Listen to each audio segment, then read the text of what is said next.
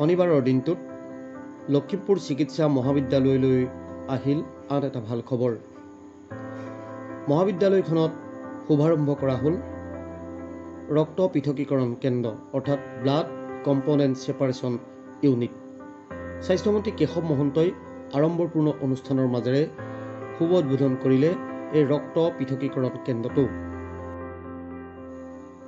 মন্ত্ৰী কেশৱ মহন্তৰ লগত উপস্থিত থাকিল উপায়ুক্ত সুমিত চটৱান, বিধায়ক মানৱ ডেকাৰ সহিতে স্বাস্থ্য বিভাগৰ উচ্চপদস্থ বিষয়া কৰ্মচাৰীসকল। শনিবাৰে আৰম্ভ কৰা ৰক্ত পৃথকীকৰণ কেন্দ্ৰটোৱে স্বাভাৱিকতে উত্তৰ অসমৰ চিকিৎসা ক্ষেত্ৰখনলৈ কঢ়িয়াই আনিছে আশাৰ বতৰা। ৰক্ত উপাদান পৃথকীকৰণ গোট ইয়াত শুভাৰম্ভ কৰা হ'ল।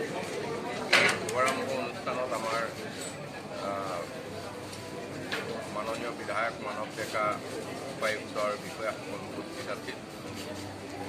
আজি লখিমপুৰ মহাবিদ্যালয় চিকিৎসালয় স্থাপন হোৱাৰ অতি কম দিনৰ ভিতৰতে এই কামৰ আমি শুভাৰম্ভ কৰিব পৰাৰ কাৰণে ধন্য মানিছোঁ। আজিৰ দিনটোতে নগাঁও, দৰং আৰু নলবাৰীৰ এই তিনিখন চিকিৎসা মহাবিদ্যালয়তো শুভাৰম্ভ কৰোৱা হয় ৰক্ত পৃথকীকৰণ কেন্দ্ৰৰ। আৰু আজি আমি নগাঁও, দৰং আৰু নলবাৰী আৰু তিনিটা একে সময়তে উদ্বোধন হ'ব।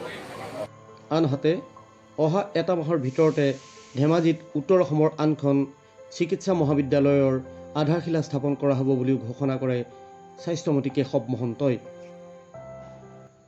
ধেমাজি মেডিকেল কলেজ এইবাৰ আমি এমাহৰ ভিতৰত আধাৰশিলা কৰিব পৰা হৈছোঁ, সকলো প্ৰস্তুতি হৈছোঁ।